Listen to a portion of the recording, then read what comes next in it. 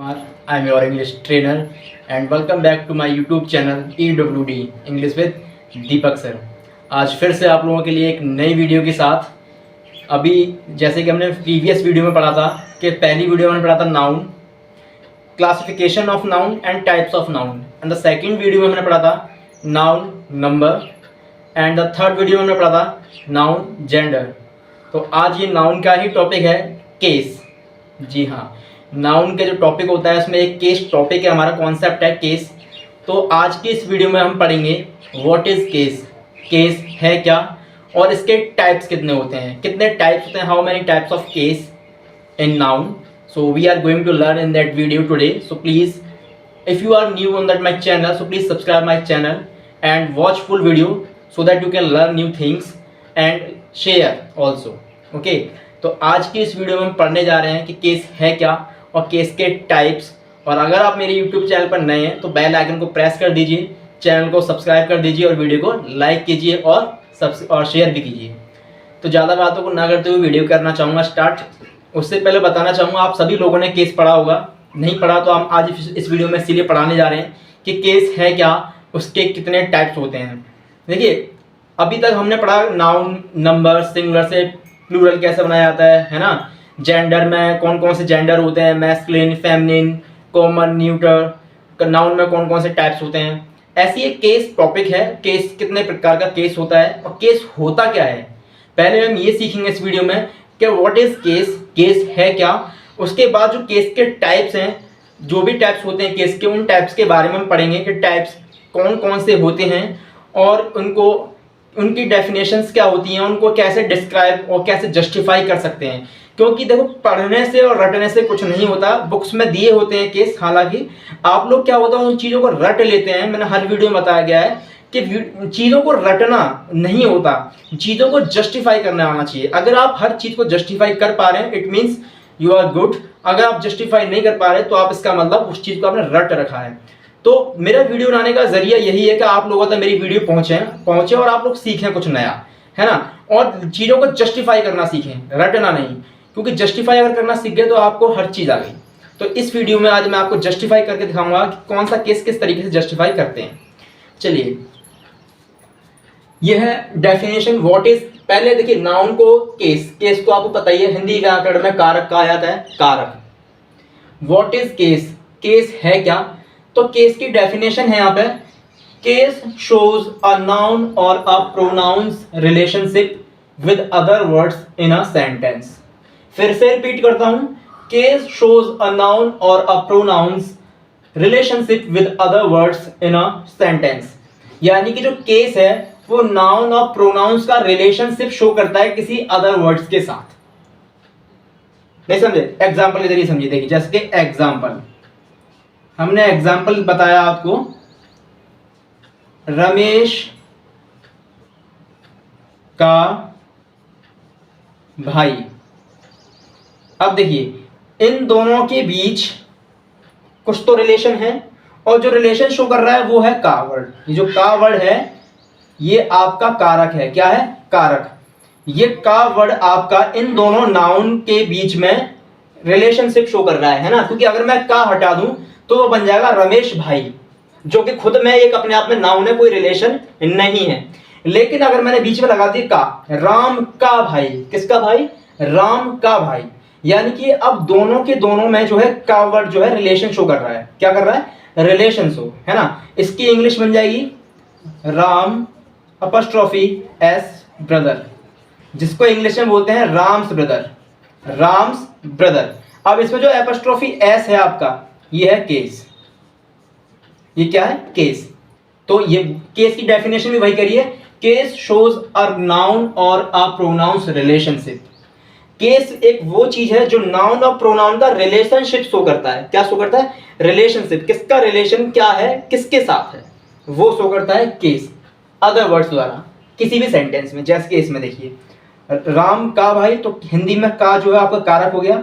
Ram apostrophe, इस जो ये कॉमा है ऊपर, इस कॉमा को बोलते हैं एपोस्ट्रोफी। क्या बोलते हैं? Apostrophe S, Ram's apostrophe S brother, यानी कि राम्स ब्रदर। तो इसमें जो एपोस्ट्रोफी एस सिस्टम है ये हमारा केस है। आई होप आपको डेफिनेशन समझ में आ गई हुई। एक बार फिर से रिपीट करता हूं, केस किसी भी नाउन और प्रोनाउंस का रिलेशनशिप अदर वर्ड्स के साथ शो करता है एक सेंटेंस में, वो केस कहलाता है।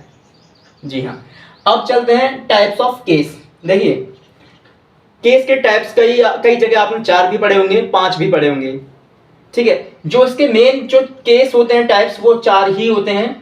सब्जेक्टिव केस, जिसको हम नॉमिनेटिव केस भी कहते हैं, number 1, the very first one subjective case, जिसको नॉमिनेटिव केस भी कहते हैं, and the second one objective case, जिसको एक्यूजेटिव केस भी कहते हैं।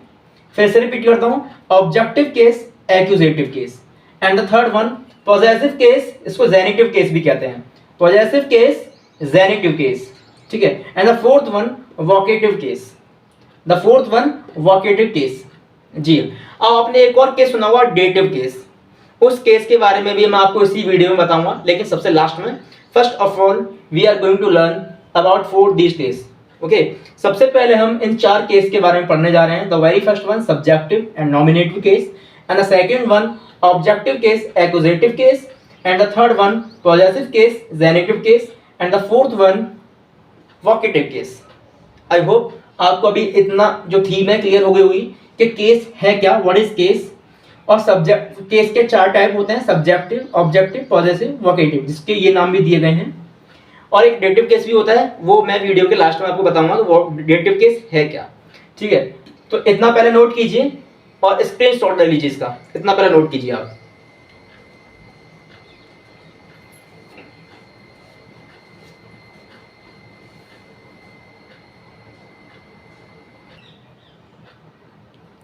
चलिए, तो अभी हमने आपको बताया था कि केस की डेफिनेशन समझाई थी और केस के टाइप समझाए थे, ठीक है। अब चलते हैं जो टाइप्स थे उसके 4, उसकी डेफिनेशंस की तरफ। एक बार इसको देख लीजिए, ये सब्जेक्टिव केस की डेफिनेशन है, ये आपकी ऑब्जेक्टिव केस की डेफिनेशन है, इसको एक बार देख लीजिए।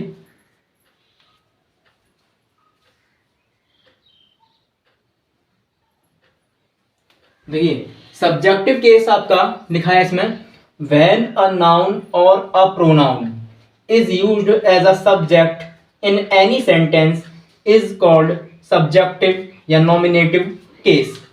फिर से रिपीट करता हूं एक बार, सब्जेक्टिव केस की डेफिनेशन है, व्हेन अ नाउन और a pronoun is used as a subject in any sentence is called subjective या नॉमिनेटिव केस।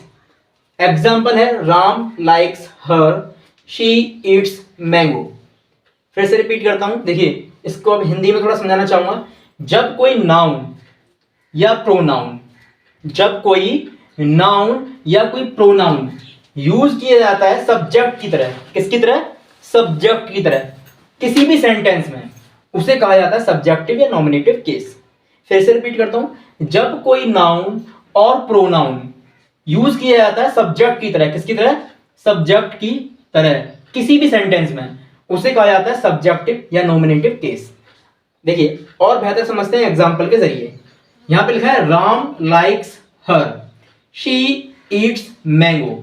अब देखिए मैंने बोला व्हेन अ नाउन और अ प्रोनाउन, तो देखिए राम एक नाउन है, आप भी जानते हैं, राम एक नाउन है, नाम है किसी का। शी एक प्रोनाउन है, आप भी जानते हैं। तो व्हेन अ नाउन और प्रोनाउन, तो ये रहा नाउन और ये रहा प्रोनाउन, यहां लिख दे रहे हैं हम, ये है आपका नाउन और ये है आपका प्रोनाउन, ठीक है। व्हेन अ नाउन और अ प्रोनाउन, तो नाउन और pronoun is used as a subject. देखिए राम लाइक्स हर, इसमें राम आपका सब्जेक्ट हो गया, ये आपका सब्जेक्ट है। शी ईट्स मैंगो, इसमें शी भी आपका सब्जेक्ट है ना। तो देखिए एक नाउन भी इस सेंटेंस में, एक नाउन जो है वो इस सेंटेंस में सब्जेक्ट के रूप में यूज हुआ है, और इस सेंटेंस में प्रोनाउन सब्जेक्ट के रूप में यूज हुआ है, शी, है ना। तो जब कोई नाउन और कोई प्रोनाउन किसी भी सेंटेंस में सब्जेक्ट के रूप में यूज होते हैं तो वो कहलाता है आपका सब्जेक्टिव केस। आई होप आपको क्लियर हो गया होगा। राम लाइक्स हर, राम आपका नाउन है और एक सब्जेक्ट के रूप में यूज किया गया है। शी एक प्रोनाउन है, ये भी एक सब्जेक्ट के रूप में यूज किया गया है। शी ईट्स मैंगो, वह आम खाती है, राम उसे पसंद करता है, ठीक है। आई होप आपको ये क्लियर हो गया होगा सब्जेक्टिव केस। फिर से रिपीट कर दे रहा हूं एक बार, व्हेन अ नाउन और a pronoun is used as a subject in any sentence is called subjective nominative case. यानी कि जब कोई नाउन और प्रोनाउन किसी भी सेंटेंस में सब्जेक्ट के रूप में यूज किया जाता है वो आपका सब्जेक्टिव केस कहलाता है। ठीक इसी का विपरीत आपका ऑब्जेक्टिव केस है। ऑब्जेक्टिव केस देखिए, व्हेन अ नाउन और a pronoun is used as a object in any sentence is called objective case. इसमें क्या था, जब कोई नाउन और प्रोनाउन सब्जेक्ट की तरह यूज हो रहा था तो वो सब्जेक्टिव केस था। इसमें क्या है, जब कोई नाउन और प्रोनाउन ऑब्जेक्ट की तरह यूज होगा किसी भी सेंटेंस में, किसके रूप में, ऑब्जेक्ट के रूप में, तो वो कहलाएगा आपका objective case. Example, I like Rohan. अब देखिए यहां पर रोहन आपका कौन है, नाउन है, क्या है, नाउन है। रोहन लाइक हर, ये हर आपका प्रोनाउन है, ठीक है, ये आपका प्रोनाउन है।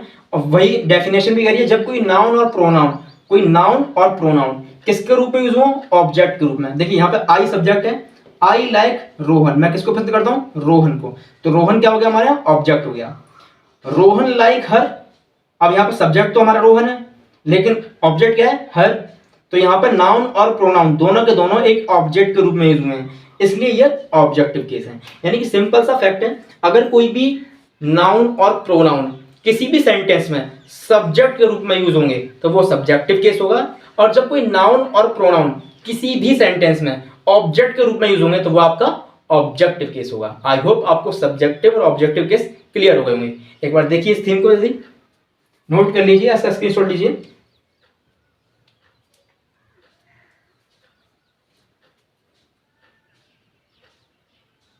तो अभी हमने पढ़ा था सब्जेक्टिव केस, ऑब्जेक्टिव केस, कि सब्जेक्टिव केस वो होता है जिसमें नाउन और प्रोनाउन सब्जेक्ट की तरह यूज होते हैं, ऑब्जेक्टिव केस वो होता है जिसमें नाउन और प्रोनाउन ऑब्जेक्ट की तरह यूज होते हैं। यह है वोकेटिव केस। इसकी डेफिनेशन है, it is used to address of noun और pronoun is in any sentence is called vocative case. Address पता वाला एड्रेस नहीं, एड्रेस मींस फोर्स वाला एड्रेस, यानी किसी को एकदम एड्रेस करना, किसी को संबोधित करके बोलना या फोर्सली बोलना, वो वाला एड्रेस है, ठीक है। It is used to address of noun और pronoun in any sentence is called vocative case. यानी कि जब किसी भी नाउन या किसी भी प्रोनाउन को फोर्सली कहा जाए या उसको संबोधित करके कहा जाए या उससे एड्रेस, उसको चिल्ला करके, मतलब उसको थोड़ा फोर्स डाल करके कहा जाए, वो आपका वोकेटिव केस होता है। और बेहतर समझते हैं एग्जाम्पल के जरिए। ये लिखा है, अभी मैं बोलूं, एक सेंटेंस लेते हैं, रमेश कम हियर, मैं बोलूं रमेश कम हियर, ये एक नॉर्मल सेंटेंस है। अब मैं इसी सेंटेंस को बोलूं रमेश कम हियर, तो देखिए अब रमेश थोड़ा सा डैश मेरी वॉइस में, फिर कम हियर बोला मैंने, रमेश कम हियर, तो रमेश को मैंने फोर्सली कहा, रमेश को मैंने एड्रेस करा, रमेश यहां आओ, तुम यहां आओ रमेश। मैं बोला, मैंने एक और सेंटेंस लिया नॉर्मली, यू गो देयर, तुम वहां जाओ। और इसी सेंटेंस अगर मैं ऐसे बोलूं, यू गो देयर, थोड़ा forcely, you go there, Ramesh come here, तो किसी भी नाउन को या प्रोनाउन को एड्रेस करके फोर्सली करके उसको बोला जाए, उसको कहा जाए, तो वो वोकेटिव केस होता है। और जब हम वॉइस में भी बोलते हैं तो यू कम हियर, थोड़ा रुक करके बोलते हैं, तो जब हम किसी भी वाक्य को, किसी भी नाउन को इस तरीके से बुलाते हैं तो वहां पर कॉमा लगा दिया जाता है। देखिए रमेश कम हियर, एक सेंटेंस है रमेश कम हियर, नॉर्मली उसमें कॉमा नहीं आएगा। लेकिन अगर हम बात करें वोकेटिव केस की, तो हमने रमेश को एड्रेस कराया है, रमेश कम हियर, रुक करके बोला है, तो वहां पर हमारा कॉमा आ गया। ऐसे यू गो देयर, तुम वहां जाओ, तो it is called vocative case. यानी कि जब कभी भी किसी भी सेंटेंस में नाउन को और प्रोनाउन को एड्रेस करा जाए या फोर्सली कहा जाए, वहां पर आपका वोकेटिव केस होता है। और वोकेटिव केस को लिखने का तरीका भी यही होता है, आपको कॉमा लगाना होता है। अगर आप कॉमा नहीं लगाते हैं तो वो एक सिंपल सेंटेंस बन जाता है। Is that clear? ये जरूर ध्यान रखेंगे कि वोकेटिव केस क्या है। आई होप आपको सब्जेक्टिव, ऑब्जेक्टिव, वोकेटिव क्लियर हो गया होगा। अब चलते हैं पॉजेसिव केस की तरफ, जो कि बहुत ही इंपॉर्टेंट केस है। केस में ही जो सबसे मेन इंपॉर्टेंट है वो है हमारा पॉजेसिव केस। आई होप ये क्लियर हो गया होगा। इसको एक बार स्क्रीनशॉट ले लो इसका, इसको नोट कर लीजिए।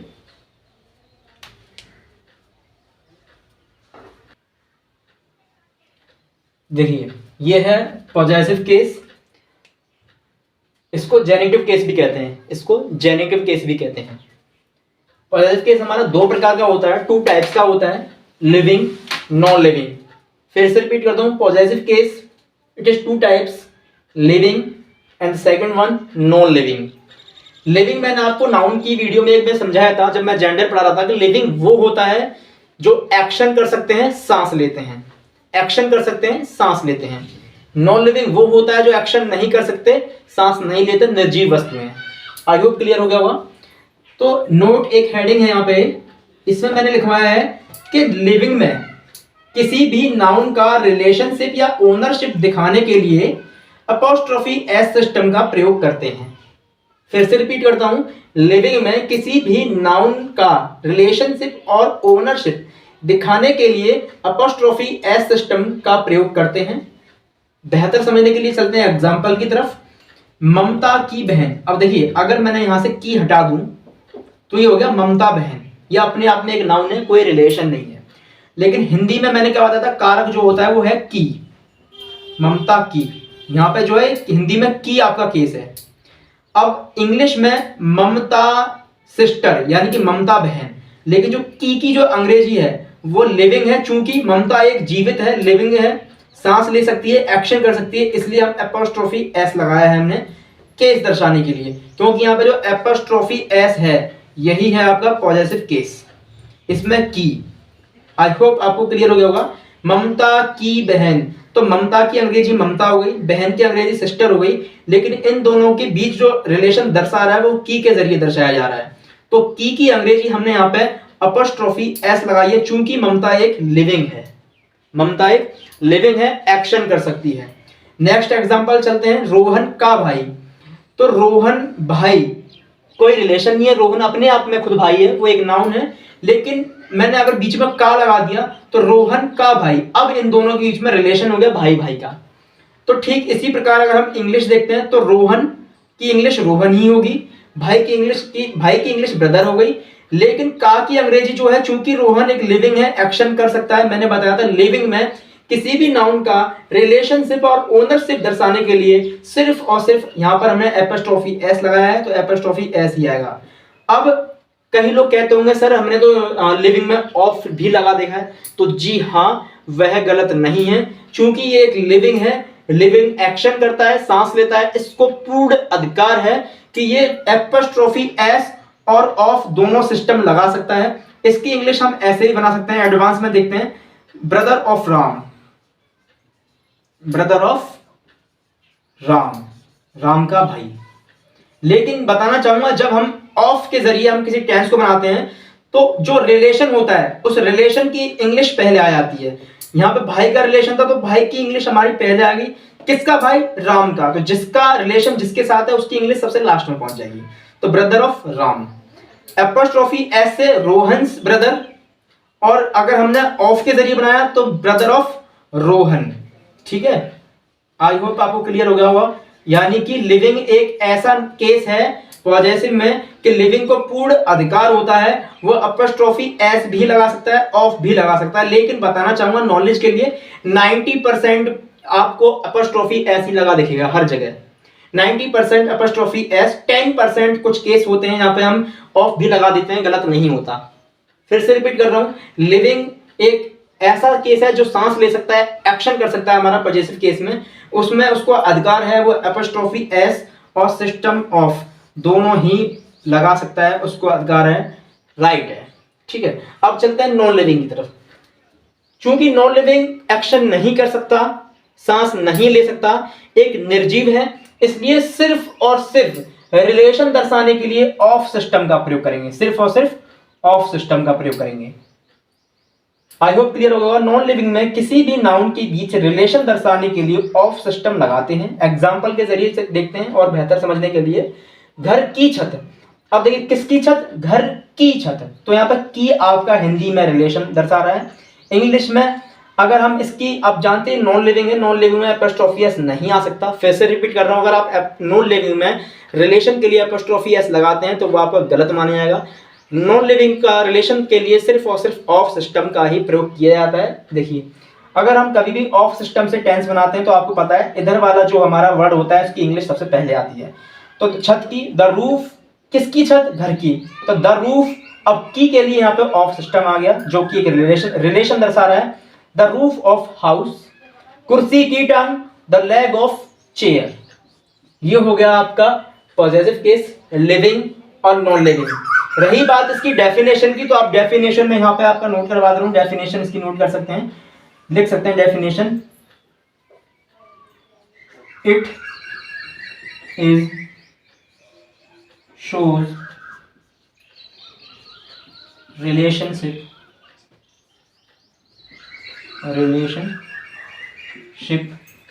or ownership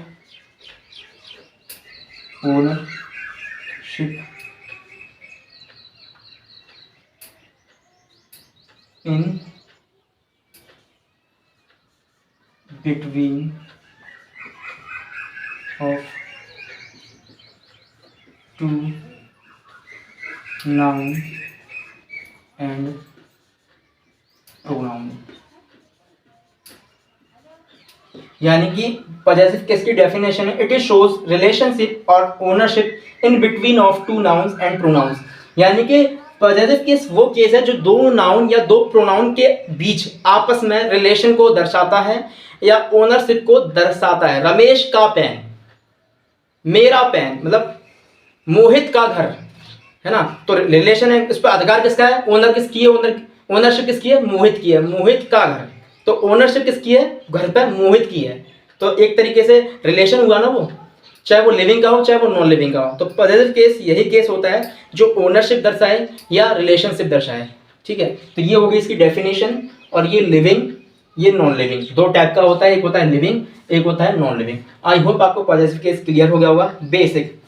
अब अगली थीम में चलते हैं, पॉजेसिव केस का एडवांस। ये बेसिक था, अब इससे भी एक एडवांस थीम है। इस थीम के बाद आपको एडवांस थीम में ले चलते हैं। फिलहाल इसको नोट कीजिए एक बार और इसको स्क्रीनशॉट ले लीजिए इसका, ताकि आप इसको याद रख सकें। चलिए,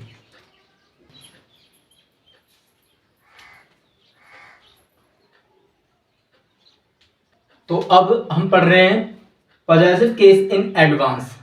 पॉजेसिव केस एडवांस में, जिसमें नोट में पॉइंट 1 है हमारा, जिस नाउन की स्पेलिंग का लास्ट लेटर, फिर से रिपीट करता हूं, जिस नाउन की स्पेलिंग का last letter S, double S, S H, X हो, तो वहां रिलेशन और ओनरशिप दर्शाने के लिए एपोस्ट्रोफी एस न लगाकर सिर्फ और सिर्फ एपोस्ट्रोफी ही लगाते हैं। और बेहतर समझने के लिए चलते हैं एग्जाम्पल की तरफ।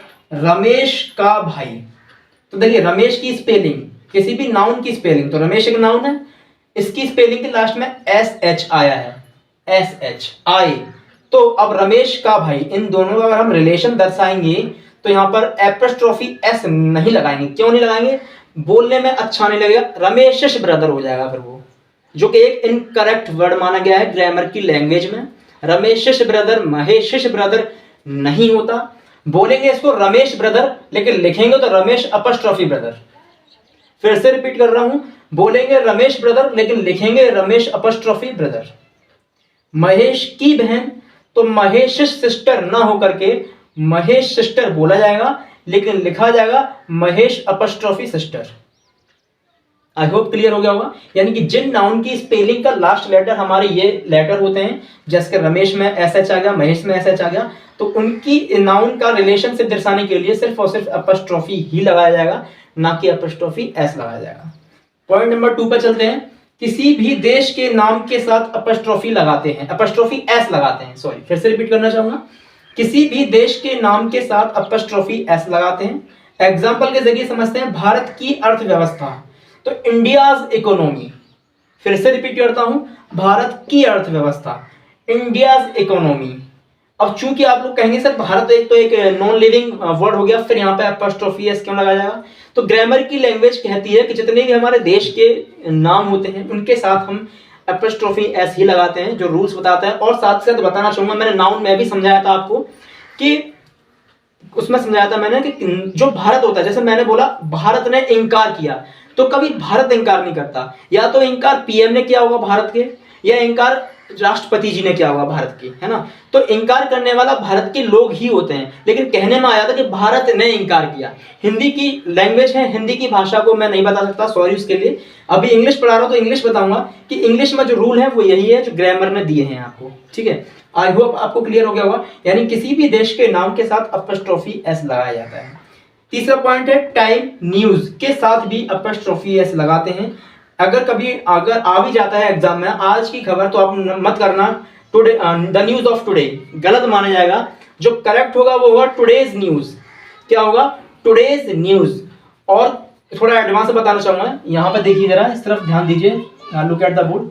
जैसे कि अगर मान लीजिए लिखा है 1 घंटे की मीटिंग, 1 घंटे की मीटिंग, ठीक है, तो यहां पर इसकी इंग्लिश हो जाएगी 1 आवर्स मीटिंग। मैंने क्या बताया था? टाइम। टाइम के साथ भी हम एपोस्ट्रोफी एस लगाएंगे। ये रहा टाइम, 1 घंटे की मीटिंग तो 1 आवर्स एपोस्ट्रोफी एस आ गया, की के लिए मीटिंग। लेकिन यहीं पर हो अगर 2 घंटे की मीटिंग, 2 घंटे की मीटिंग, तो क्या एपोस्ट्रोफी एस लगेगा या नहीं लगेगा? तो देखिए अब इसकी जो इंग्लिश बनेगी वो बनेगी 2 आवर्स। अब जब वो 1 घंटा था तो 1 आवर, 1 से ज्यादा घंटे हो गए, जैसे 1 लड़का 1 बॉय, 2 लड़के तो 2 बॉयज, ऑलरेडी प्लूरल हो जाएगा वो। ठीक इसी प्रकार 1 घंटा तो 1 आवर, 2 घंटे तो 2 आवर्स, ऑलरेडी एस आ गया। लेकिन अब जो रिलेशन दर्शाएंगे सिर्फ और सिर्फ अपस्ट्रोफी ही लगाएंगे। अब 2 आवर्स से मीटिंग नहीं हो सकता, क्योंकि मैंने बताया था लास्ट में अगर S double S S H X आ जाए तो यहां पर 2 आवर्स एपोस्ट्रोफी मीटिंग डायरेक्ट हो जाएगा। बोलेंगे इसको 2 आवर्स मीटिंग, लेकिन लिखेंगे 2 आवर्स एपोस्ट्रोफी मीटिंग। यहां पे हमने एपोस्ट्रोफी एस इसलिए लगाया था क्योंकि जो ओवर की स्पेलिंग है लास्ट में बिल्कुल सिंपल है, लास्ट में ये लेटर नहीं आए, इसलिए उसका रिलेशन ओवरशिप दर्शाने के लिए हमने एपोस्ट्रोफी एस लगाया। लेकिन यहाँ पर ऑलरेडी एस आ चुका है, तो यहाँ पर एपोस्ट्रोफी एस ना लगा करके सिर्फ और सिर्फ एपोस्ट्रोफी ही लगाया जाएगा। आई होप आपको क्लियर हो गया होगा। तो आज हमने जो पढ़ा आज की वीडियो में, वो हमने पढ़ा case. What is case? Case है क्या? तो केस वो है जब किसी भी नाउन और प्रोनाउन के बीच में रिलेशनशिप दर्शाता है, वो आपका केस कहलाता है। केस फिर हमने आपको बताया 4 प्रकार के होते हैं, जैसे कि सब्जेक्टिव, ऑब्जेक्टिव, वोकेटिव, पॉजेसिव। तो सब्जेक्टिव केस वो केस होता है जिसमें नाउन और प्रोनाउन सब्जेक्ट के रूप में यूज होता है, सब्जेक्टिव केस हो गया। जिसमें नाउन और प्रोनाउन आपका ऑब्जेक्ट के रूप में यूज होता है, वो हो गया आपका ऑब्जेक्टिव केस। जिसमें नाउन को किसी भी प्रोनाउन को एड्रेस करके बोला जाता है, यानी फोर्सली बोला जाता है, वो हो गया आपका वोकेटिव केस। पॉजेसिव केस आपके ठीक सामने अभी मैंने आपको समझाया। मैंने बताया था वीडियो के लास्ट में आपको डेटिव केस के बारे में बताऊंगा, जो कि 5वां केस था, जो कि हालांकि आपको ज्यादातर पढ़ने को नहीं मिलता, कभी कभी आपको सुनने को मिल जाता है कि केस के 5 टाइप्स होते हैं। तो बताना चाहूंगा मेन जो मुख्य केस है वो हमारे 4 ही हैं। 5 जो है डेटिव केस, वो हमारा इनडायरेक्ट ऑब्जेक्ट होता है। क्या होता है? इनडायरेक्ट ऑब्जेक्ट, यानी किसी भी सेंटेंस में इनडायरेक्ट ऑब्जेक्ट को ही डेटिव केस कहा जाता है। Example, I bought a pen for my son. I bought a pen for my son. अब I bought a pen, pen यहां पे हमारा डायरेक्ट ऑब्जेक्ट हो गया, पेन हमारे यहां पे डायरेक्ट ऑब्जेक्ट हो गया। यानी कि जो नॉन लिविंग नाउन है वो आते हैं सारे डायरेक्ट ऑब्जेक्ट में, और जो लिविंग नाउन होते हैं जो एक्शन कर सकते हैं वो आते हैं हमारे इनडायरेक्ट ऑब्जेक्ट में। तो I bought a pen for my son, किसके लिए? For my son. तो यहां पर जो माई सन हो गया वो आपका इनडायरेक्ट ऑब्जेक्ट हो गया और आपका डेटिव केस हो गया। यानी कि डेटिव केस इनडायरेक्ट ऑब्जेक्ट को कहते हैं। सिंपल सी लैंग्वेज में याद रखें कि जितने भी इनडायरेक्ट ऑब्जेक्ट होते हैं सेंटेंस में, वो सारे के सारे हमारे डेटिव केस कहलाते हैं। आई होप आपको आज की वीडियो पसंद आई होगी, तो वीडियो को लाइक करें और पूरा देखें, और वीडियो को ज़्यादा से ज़्यादा शेयर करें। फिर मिलते हैं एक नई वीडियो के साथ, तब तक के लिए थैंक यू सो मच।